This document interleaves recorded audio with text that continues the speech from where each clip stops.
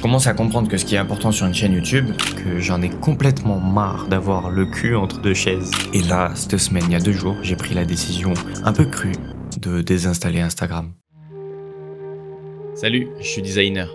Je m'appelle Johan Wackernagel et depuis petit j'analyse ce que je vis et m'imprègne de ceux qui m'entourent. Ça éveille en moi toujours plus d'idées ambitieuses mais suis souvent limité par des contraintes techniques et financières. Aujourd'hui, l'intelligence artificielle nous permet de créer sans limite et je compte me servir de cette opportunité pour vous partager mon univers. Mon but est de voir à quel point les cartes sont rebattues et jusqu'où je peux aller en produisant mes idées et si elles peuvent me faire gagner ma vie. Alors si ça t'intéresse de me voir avancer, je documente mes expériences qui mêlent art et business. Bienvenue dans mon histoire. Ça me fait plaisir de vous parler un petit peu. Alors, j'ai pas mal de choses en réflexion. Déjà, on est au mois de mai. Au mois d'avril, j'ai pas sorti de vidéo. Ça, on va en parler. Ensuite, ça fait quand même 4-5 mois maintenant que j'ai recommencé à faire des vidéos sur cette chaîne YouTube.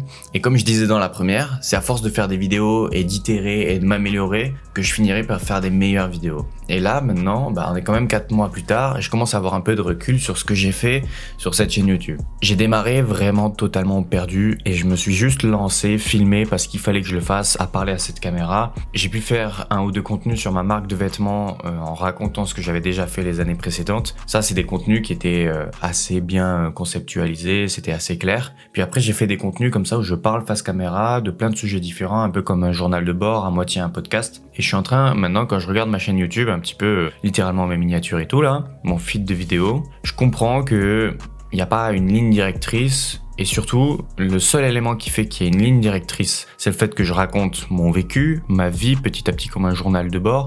Mais le problème à ça, c'est que si tu veux prendre en cours de route, c'est chiant parce que tu comprends pas ce que j'ai raconté avant. Je commence à comprendre ce qu'il faudrait que je fasse pour avoir du contenu intéressant sur ma chaîne, même une chaîne qui me ressemble plus, une chaîne qui me plaît plus à moi et qui vous plaira plus à vous, qui plaira plus à cette communauté, qui plaira plus à Internet en général. Cette chaîne YouTube, elle a 11 ans. Donc 11 ans que je regarde YouTube et que je crée des vidéos sur YouTube. Il y a des périodes où j'ai pas fait de vidéos et des périodes où j'en ai faites, mais je commence à avoir pas mal d'expérience, j'ai vu la plateforme évoluer. Je commence à comprendre que ce qui est important sur une chaîne YouTube, c'est d'avoir des vidéos déjà qui sont regardables à peu près dans le désordre, des concepts de vidéos qu'on peut retrouver. Une fois qu'il y en a un qui nous plaît, on peut regarder un peu toutes les autres vidéos un peu dans le désordre parce qu'on a découvert un truc qui nous plaît et du coup on en veut plus à chaque fois. D'où l'idée de pas trop s'éparpiller et pas surtout faire des formats et des concepts différents à chaque fois. Quand on en a un qui marche, un format en tout cas qui fonctionne, il faut essayer de le répéter, peut-être avec d'autres sujets similaires, mais essayer de le répéter pour que les gens puissent s'y retrouver et quand ils ont quelque chose qui leur plaît, ils puissent en avoir plusieurs et donc rester et donc consommer notre contenu. Et donc c'est comme ça qu'on crée une communauté de confiance où on sait à peu près en tant que consommateur ce qu'on va avoir sur la chaîne en s'abonnant. Donc il faut un concept clair. Ensuite, il faut aussi un packaging clair. Genre la miniature et le titre qui se complémentent et qui émettent une promesse sur laquelle on va s'engager quand on va cliquer sur la vidéo. Il faut vraiment que le combo miniature-titre et puis ensuite l'intro, une fois qu'on a cliqué, se répondent mutuellement pour créer cette confiance entre le créateur et le consommateur du contenu. Et ensuite, durant l'intro, c'est cool de mettre un petit peu d'engouement, de générer un petit peu quelque chose qu'on a envie de découvrir au fur et à mesure de la vidéo. Et puis après, il y a bien sûr tout ce qui est la personnalité agréable, le montage divertissant. Voilà, c'est tout le feeling au fur et à mesure de la vidéo qui fera la rétention.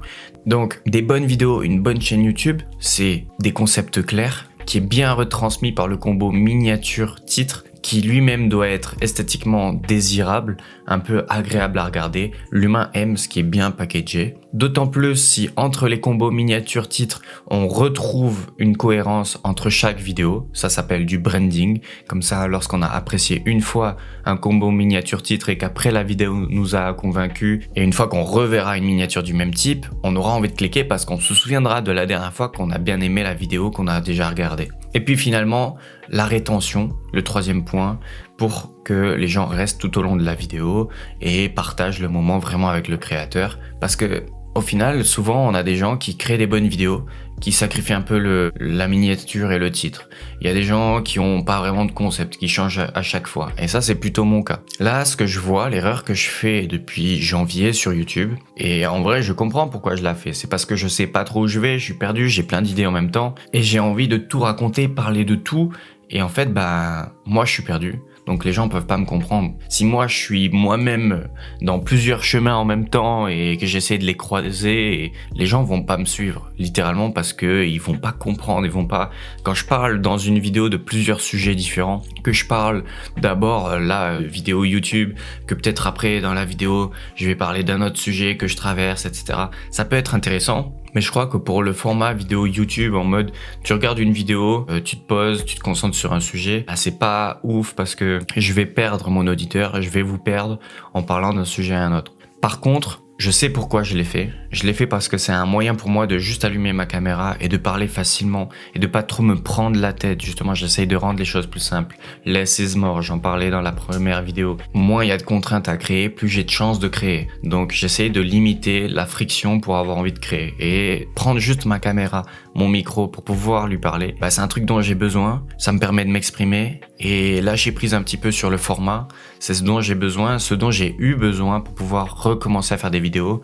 Et c'est un peu la raison pour laquelle je n'arrivais plus à en faire depuis 3 ans. C'est parce que je me prenais trop la tête avec il faut absolument que la vidéo elle soit mieux que la précédente, il faut absolument que le concept soit incroyable, il faut absolument tout ça. Et je me mettais des contraintes. Donc maintenant je suis un peu, encore une fois, dans un dilemme. Je commence à comprendre ce qui fait qu'une vidéo marche. Je commence à comprendre pourquoi j'ai certaines vidéos sur ma chaîne qui ont bien marché. J'ai une vidéo qui a dépassé les 100 000 vues, j'en ai une autre à 70 000.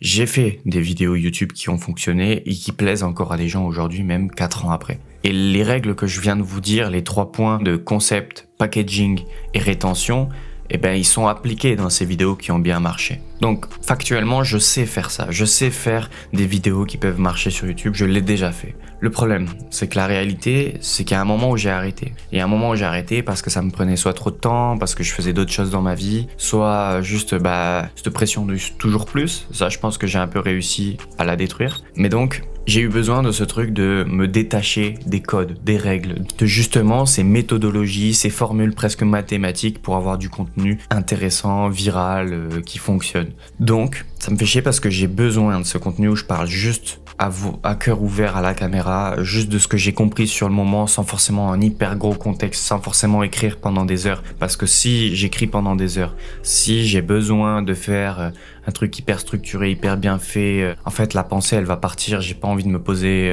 2 semaines à rédiger un sujet pour au final que ça intéresse pas plus de gens que si j'en parlais vraiment comme ça à la caméra dans un format plus podcast. Donc je pense que l'erreur que je fais, c'est d'essayer de trop bien packager mes vidéos de podcast, de journal de bord comme celle-ci, comme des vidéos uniques sur cette chaîne YouTube. Je pense que je devrais peut-être essayer de faire une série de podcasts clairs avec des miniatures hyper liées entre elles, beaucoup plus brandées ce format de podcast et pour que ça se dissocie beaucoup plus des vidéos à concept unique que tu peux binge-watcher, passer d'une à l'autre, regarder celle qui t'intéresse. Et c'est pas grave si ce podcast il est chronologique, que je parle des choses qui m'arrivent en ce moment de manière authentique pour que les gens qui veulent aller plus en profondeur puissent me comprendre. Donc je pense que c'est ce que je vais essayer de faire. Maintenant, ça c'est la théorie. Maintenant il reste la pratique. Il faut que je fasse plus de vidéos. Factuellement, je fais pas assez de vidéos, même si c'est vrai qu'il vaut mieux faire de la qualité que de la quantité. Donc en fait, il faut que je simplifie ce process. Maintenant c'est fait, j'ai compris ce que je dois faire pour faire des bonnes vidéos quand même. Je sais que je dois me concentrer sur un concept par vidéo et si j'ai besoin de parler, je fais des podcasts à rallonge beaucoup moins travaillés où ce qui est important c'est le fond. Il faut quand même que j'en fasse plus et pour en faire plus, il faut du temps. Et en ce moment du temps j'en ai, je vais vous en parler. Et il faut aussi de la passion et lâcher prise sur plein de choses et justement lâcher prise sur ces méthodologies, lâcher prise sur ces codes, sur comment faire une bonne vidéo pour que ça marche. Et ce qui m'énerve beaucoup, et là on transitionne vers un autre sujet, je vous amène vers une autre réflexion et même une autre action que j'ai eue cette semaine à propos des contenus courts. Les contenus courts, j'en peux plus. J'ai joué à ce jeu de 2024, enfin moi j'y suis rentré en 2024, ce jeu existe depuis 2020, les contenus courts, même avant. Mais là, la strat d'aujourd'hui de faire des contenus courts pour faire de l'acquisition, pour revenir sur des contenus longs, ça me casse les couilles, autant du point de vue des consommateurs que du point de vue des créateurs. Quand je parle de moi, je dis au pluriel, mais en fait, autant que ça me fait chier, autant quand je crée moi-même que quand je consomme. Je consomme beaucoup trop de contenu court. C'est une réalité, je suis dans une période de ma vie où j'ai décidé de prendre une année de sabbatique. Je fais quand même des études, mais j'ai beaucoup de temps pour entreprendre, pour réaliser mes projets, pour travailler, pour moi, pour les trucs que j'aime. Et le problème, c'est que je me retrouve beaucoup trop souvent à juste consommer du contenu court dans ma journée. Même si c'est qu'une heure. 1 heure sur 10, tu te dis c'est pas beaucoup. Mais en fait, la 1 heure, elle se transforme de temps en temps en 2 heures, en 3 heures, ça m'est déjà arrivé. Et au-delà de juste le temps perdu, ça bouffe le cerveau en fait. Ça met énormément d'idées différentes qui durent chacune 30 secondes. Ça te met énormément d'images peu pertinentes, pas développées, des idées nulles.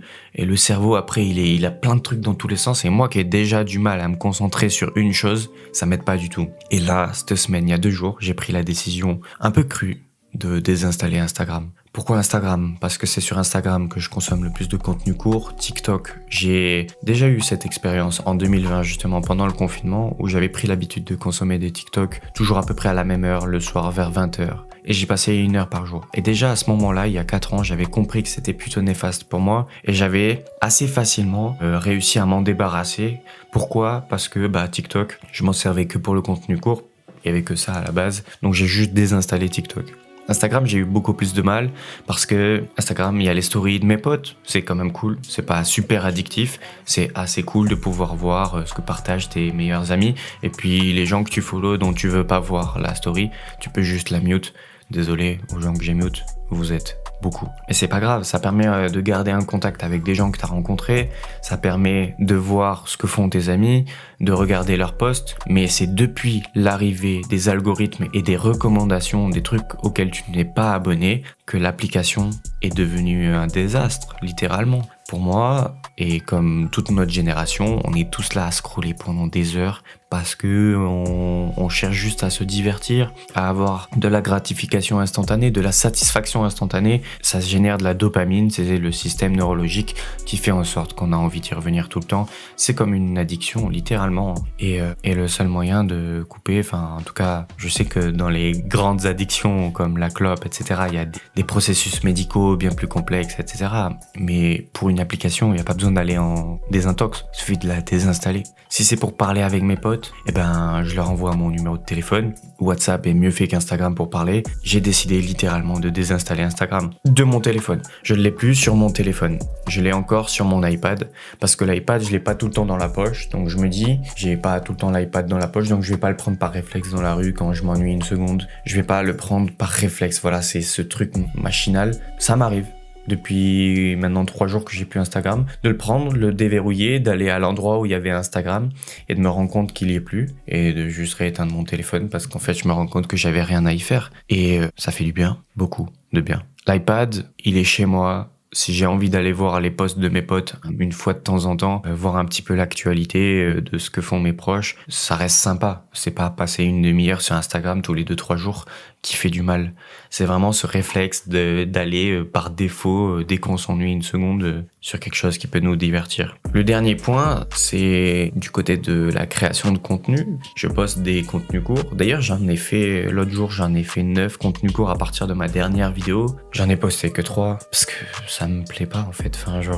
Je les ai faits, je les ai bien faits, ils sont dans mon tel et je les ai juste pas postés. Parce qu'en fait, ça fait pas de sens pour moi. Il y a aucun sens pour moi, ça développe rien, c'est nul, j'apporte rien à personne, tout le monde s'en branle, les gens qui le consomment, ils le consomment parce qu'ils sont là par défaut. C'est nul.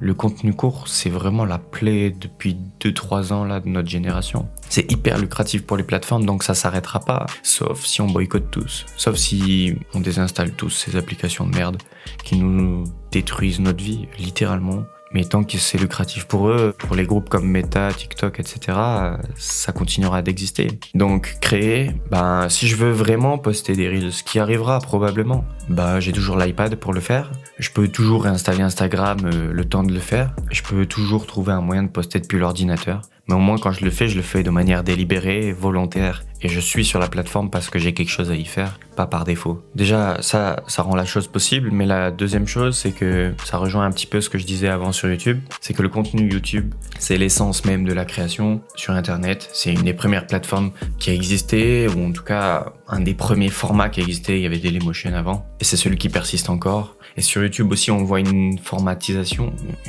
comment dire, c'est quoi le mot pour dire ça ? On voit un formatage global des contenus notamment par exemple grâce à la méthodologie dont j'ai parlé avant, que j'ai tirée d'un gars américain qui s'occupe de grosses chaînes YouTube qui font des millions d'abonnés. C'est vrai, ça paraît très vrai ce qu'il dit et c'est intéressant, mais il faut pas prendre ça au pied de la lettre, il faut pas, je pense, faut pas se formater à ces règles. Faut continuer de faire par passion et on peut transitionner encore vers un nouveau sujet que je commence à comprendre en ce moment. C'est le sujet tout simplement de la passion. Si j'ai commencé cette chaîne YouTube, c'est pour vous partager mes réflexions parce que j'en ai eu beaucoup depuis quelques années et surtout cette année depuis que j'ai du temps pour passer du temps sur les choses que j'ai en tête. Et mon défi a été de toujours chercher à médier ce que j'aime faire et comment gagner de l'argent avec pour n'avoir à faire que ça, pour pouvoir vivre en faisant ce que j'aime. Et je commence à comprendre quelque chose de très très fort, c'est que depuis début janvier, j'ai fait des vidéos sur ce sujet où je parle de comment j'essaye de médier l'art et l'entrepreneuriat. C'est même le sujet dont je parle dans l'intro de mes vidéos.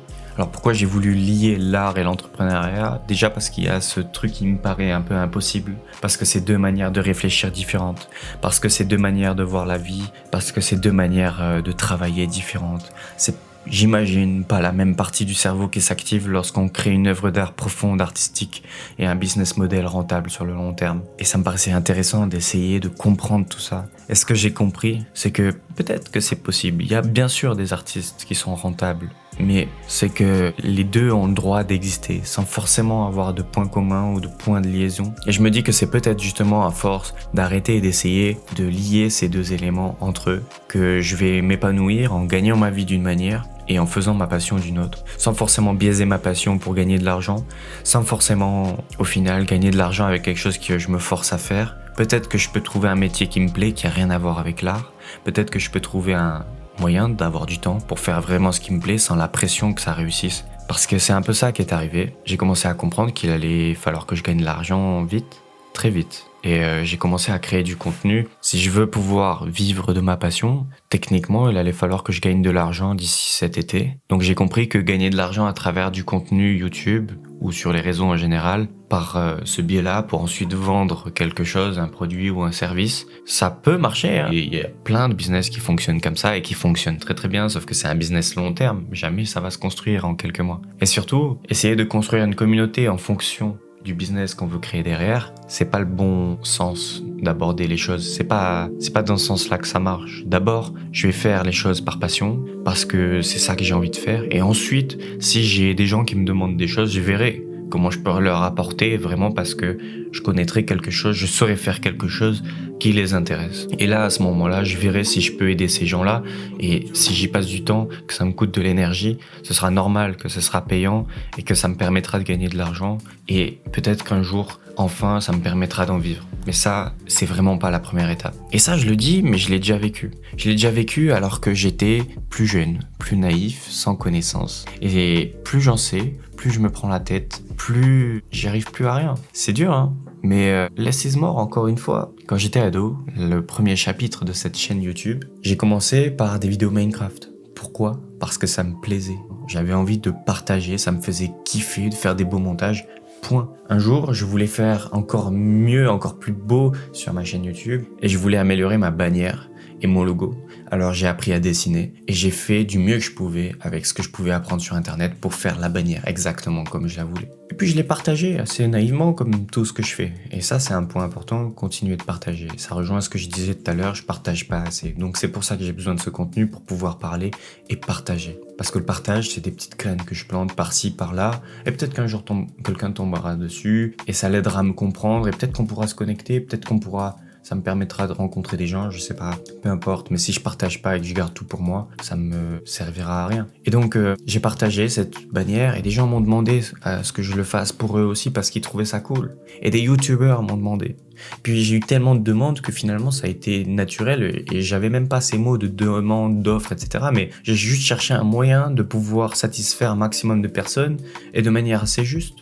Pourquoi j'allais choisir un tel et pas un autre pour lui faire sa bannière si c'était juste de manière arbitraire? Du coup, j'ai décidé de faire payer pour que seuls ceux qui puissent payer puissent obtenir une bannière de ma part. Et c'est comme ça que j'ai créé mon premier business. Et à la base, j'avais pas du tout l'intention de créer un business quand j'ai fait ma première bannière. Alors je vais revenir à faire des choses que j'aime et les partager. et trouver un boulot à côté qui me passionnera aussi. Et ça, c'est un nouveau sujet. On transitionne encore vers quelque chose que je traverse depuis un mois. C'est pour ça qu'il n'y a pas eu de vidéo au mois d'avril. C'est parce que j'attends quelque chose de précis dont je vais parler juste après. En gros, comme je vous ai dit, j'ai compris qu'il allait falloir que je gagne de l'argent bientôt. Et je me suis dit, pourquoi pas revenir au salariat? Finalement, ce que j'ai besoin, c'est quoi? C'est d'argent de manière assez rapide, assez sûre, pour pouvoir me concentrer sur mes projets sans pression de devoir en faire de l'argent. En fait, c'est ça que j'ai compris. Je me suis mis en tête que j'allais vivre de ma passion. Mais en fait, mon point, c'est plutôt ne pas faire quelque chose que j'aime pas et pouvoir faire ce que j'aime. Et peut-être qu'il y a des choses que j'aime qui n'est pas encore forcément ma passion et que je peux découvrir et qui peut me faire gagner de l'argent, salarié, et que je puisse être très épanoui. Donc je me suis posé, j'ai écrit et j'ai essayé de comprendre quel type d'entreprise, quel type d'alternance pour l'année prochaine pourrait m'intéresser, pourrait m'être utile. Et cette année, j'ai travaillé dans ce qu'on appelle le product design. En gros, le product design, c'est designer des interfaces, designer des produits digitaux. Ça peut être du logiciel, de l'application, de la web app, tout ce qui est interface qu'on utilise tous les jours au quotidien en fait. Et j'ai retrouvé dans ce domaine des traits de caractère nécessaires que je possède et qui sont rares. Des éléments qui mènent à des réflexions qui me plaisent. De la psychologie humaine, du système, du process, de la technologie. C'est plein de sujets qui me plaisent, que j'ai envie d'explorer, dans lesquels je suis novice mais curieux. Et des boîtes comme ça qui ont besoin d'un product designer, product manager, il y en a énormément. En tout cas, il y en a. Et les boîtes qui existent et qui ont besoin de ces gens souvent marchent très bien. C'est des startups, c'est moderne, c'est bien managé, il y a beaucoup de monde. Et ça, c'est une expérience que j'ai jamais vécue et je me suis dit, ça peut être une expérience que je pourrais vivre, qui pourrait m'apporter beaucoup de choses, dans laquelle je pourrais potentiellement beaucoup m'épanouir. En fait, la vérité, c'est que j'ai eu une première expérience salariale qui m'a un peu déplu, qui m'a un peu insatisfait. Et il faut pas forcément que je biaise toute ma vision du salariat sur cette première expérience. Et peut-être qu'en fait, avec tout ce temps que j'ai eu pour comprendre comment créer du contenu, comment je fonctionne, quelles sont les erreurs qu'il faut pas que je fasse en les notant pour éviter de les refaire, je peux me permettre de recréer du contenu même si j'ai un taf à côté. Après tout, avant, si je faisais cette chaîne YouTube et que j'ai fini par en faire un business de freelance illustrateur graphiste, malgré les cours et malgré le lycée, etc., c'est que c'est possible. Je l'ai déjà fait. Factuellement, je l'ai déjà fait. Donc, je peux intégrer les deux choses dans ma vie. Je pense vraiment que je peux. C'est juste qu'il faut que ce travail... D'abord, je me suis dit, il faut pas que ce soit ma passion qui me nourrisse. Il faut pas que j'exerce la même chose quand je fais mes vidéos YouTube que quand je travaille pour une entreprise. Il faut que ce soit des sujets différents. Il faut que je puisse passer 8 heures au travail et ensuite travailler sur mes choses perso et que ça me paraisse être des sujets tellement différents que j'ai pas l'impression de travailler, que j'ai pas l'impression de rallonger ce que j'ai déjà fait toute la journée. Donc j'ai commencé à chercher des emplois, des postes.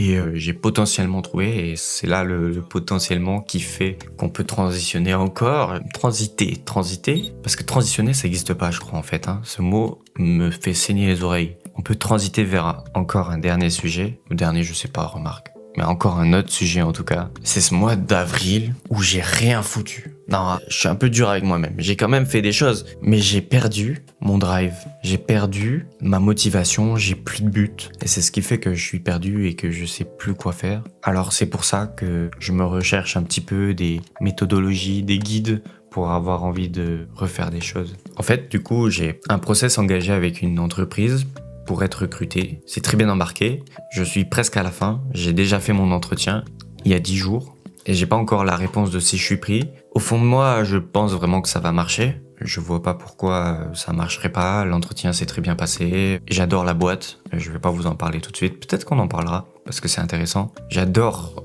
l'activité. C'est dans du logiciel. C'est quelque chose que j'ai jamais fait pour ma passion, mais seulement à l'école, mais qui m'intéresse vraiment et que j'aurais envie de développer et que j'arriverai pas à développer tout seul.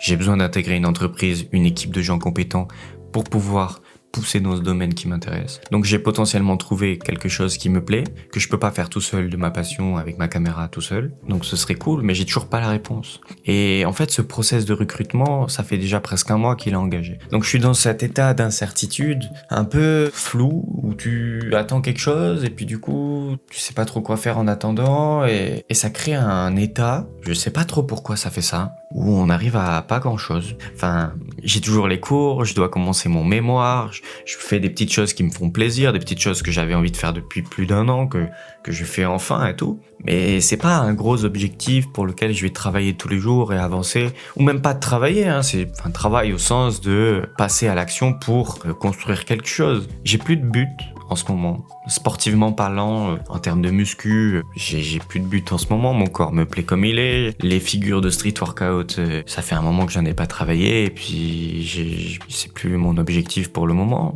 Dans le travail, l'entrepreneuriat, du coup, j'ai un peu testé tout ce que j'avais envie de tester, si ce n'est de revenir à quelque chose qui me plaît vraiment, quelque chose que j'ai envie de développer, que j'ai jamais fait avant, qui pourra me prendre du temps, une activité dans laquelle je peux progresser encore pendant des heures et des heures, une activité dans laquelle je vois pas le temps passer. Et ça, j'en ai trouvé une, c'est la maroquinerie. Je me suis mis à la maroquinerie, mais je vais pas développer. Et ça, je pense que ce sera une vidéo concept sur la chaîne où je vous, en vrai dire, je filme déjà. Je vais vous récapituler, vous présenter tout mon processus d'apprentissage de la maroquinerie et à quel point je veux aller loin et potentiellement faire quelque chose de beau pour Faust.